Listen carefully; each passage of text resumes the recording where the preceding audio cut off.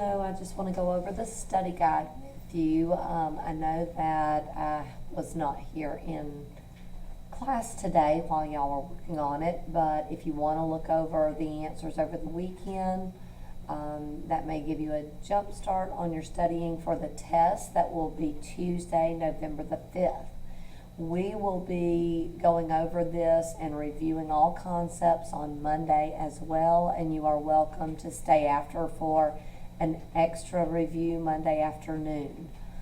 On the study guide, number 1 said, what occurs when the entire side of the moon facing the earth is lit? So when we look in the sky and see a full moon, that is what we call it, full moon. Number 2 said, what occurs during a full moon when the moon passes through the earth's shadow? And we call that shadow the umbra, the darker shadow, and then the lighter, larger shadow is the penumbra. But what occurs when the full moon passes through the earth's shadow is a lunar eclipse. You need to picture in your mind that if the moon is passing through the earth's shadow, the earth would be between the sun and the moon, casting a shadow. So that's when the lunar eclipse occurs, and we just had one of those that some of us were able to see. Number 3 says, what occurs when less than a quarter of the moon is visible and is getting larger as it moves from new moon to a first quarter phase? So what goes in between new moon and first quarter as it is getting larger? That's waxing crescent. Number 4 is, what is the longest day of the year in the northern hemisphere? So that means the northern hemisphere would be facing the sun, so we know that at that point it would be summer. And the longest day is the solstice, and that's on June 21st. Number 5, what moon phase occurs when the side of the moon facing the earth is not visible and is dark? That is when the moon is between the sun and the earth, and it is a new moon. Number 6, when the moon passes between the sun and the earth during the daytime and blocks the sun's light, that is a solar eclipse.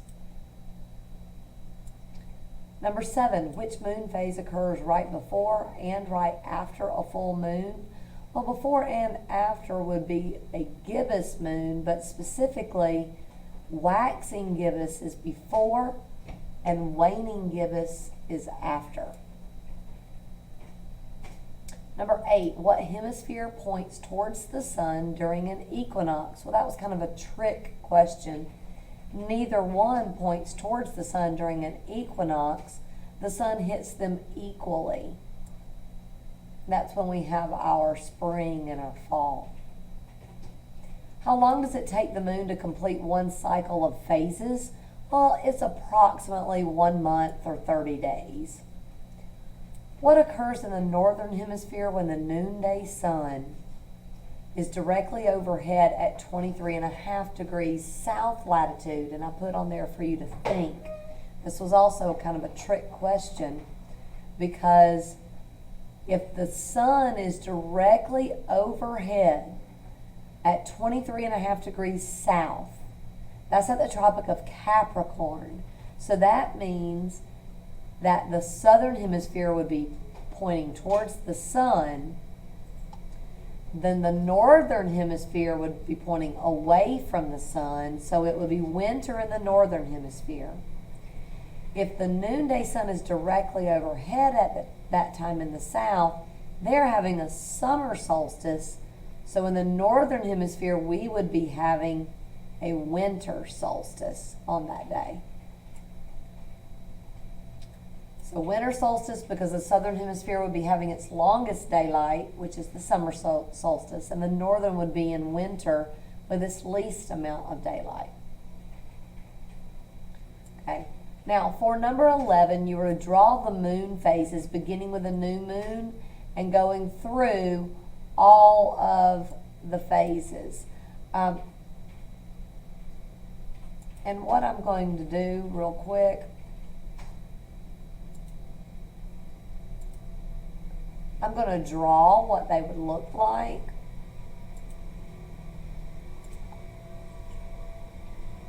You had the sun. The sun was over here. Then you had one phase there.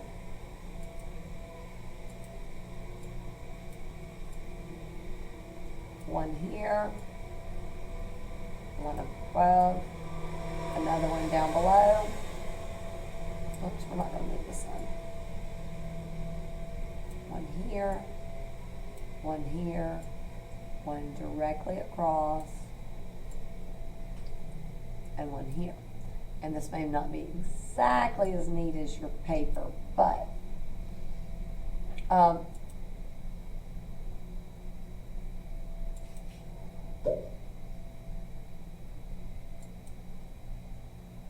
going to draw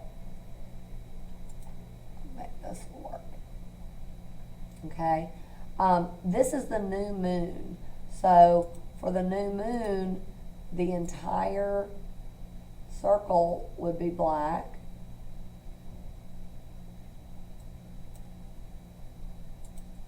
And then for full moon,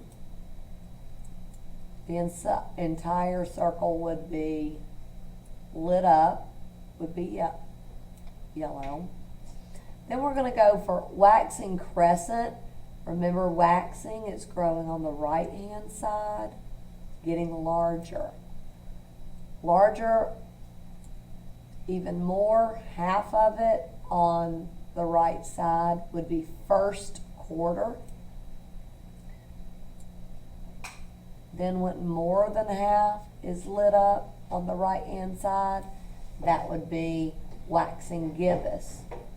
Then the light is going to all be on the left, and it's starting to get smaller.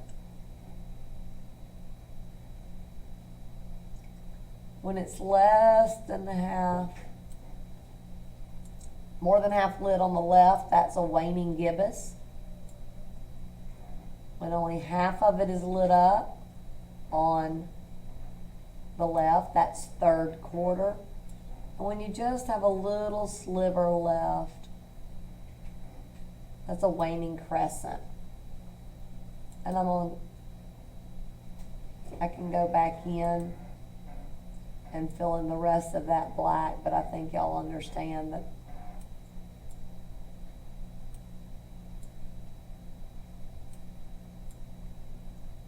the part that's not yellow is black. This isn't the neatest. Okay, so again, I'm going to go through them just with my pointer. This one right here would be new moon. New moon, waxing crescent. This one, first quarter. Over here is waxing gibbous. Full moon, then waning gibbous, third quarter, and waning crescent. Okay, number 12 said, explain why the moon goes through a set of phases each month. And I'm going to tell you that there's going to be quite a few essays on this next test, so you need to make sure that you understand these concepts and explain them thoroughly. The moon goes through a set of phases because of the orbit around the Earth. When the Earth blocks some of the sunlight from being reflected off of the moon at different positions, it creates phases, and it takes a month for it to go through these. Number 13 said, which eclipses are you less likely to experience, and explain your answer? Well, the answer is solar eclipses because of the fact that the moon has a 5-degree angle of its orbit, and the moon would have to be in an exact spot so that it completely blocks out the sun, since the size of the moon's shadow, or the umbra, is much smaller than the size of the sun.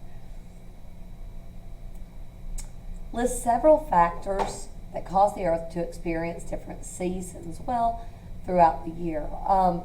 The different angles of sunlight, the time of the sunlight, the distance from the equator, But the main reason is the tilt of the Earth's axis that causes the sunlight's angle of incidence to vary.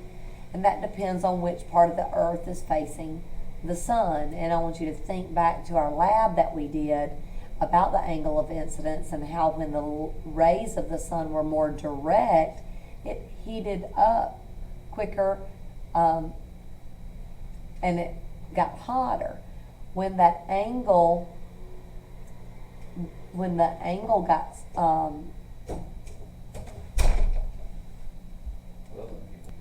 when the angle of the sunlight changed, if the angle was not as direct, then the temperature did not go up as much. Number 15 said, what causes day and night on Earth? And that is the Earth's rotation on its axis. Number 16, describe how the sun and moon affect Earth. Well, they cause eclipses, the moon's phases, and the tides of our oceans. And we'll talk a little more in our next unit about the tides. But the positions of these objects and the gravitational pull of these objects is what causes the eclipses and the moon phases and the tides. Number 17 said, explain why we never see the dark side of the moon. Well, it's not actually always dark, because when we're looking up at a new moon, the side that we never see is lit. Remember, half of the moon is always lit up. But because the rotation of the moon is the same as its revolution, which is about 1 month, it causes the same side of the moon to always face the Earth. And number 18 said, describe the difference between revolution and rotation, and use Earth, Sun, and Moon in your answer. Well, the Earth rotates on its axis every 24 hours, causing day and night, and the Earth revolves around the Sun every 365 1/4 days in its orbital path. The Moon rotates and revolves around the Earth every month. Number 19, explain the terms waning and waxing in terms of the moon phases. Well, waxing is when the light is coming onto the moon from new moon to full moon, and the light is on the right side of the moon. Waning is when the light is fading off of the moon from full moon to new moon, and the light is on the left. It appears to be getting smaller when it's waning, and it appears to be growing when it's waxing. And the last question says, draw and label solar and lunar eclipses. And you need to make sure that you know how to label these.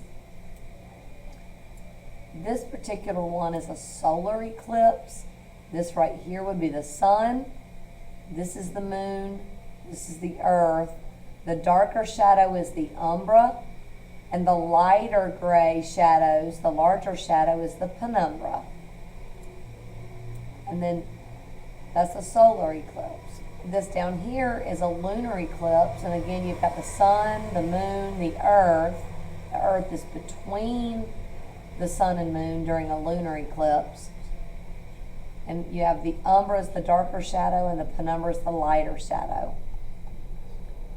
Again, we will be having a review on Monday, and you're welcome to stay after Monday afternoon for an extra review.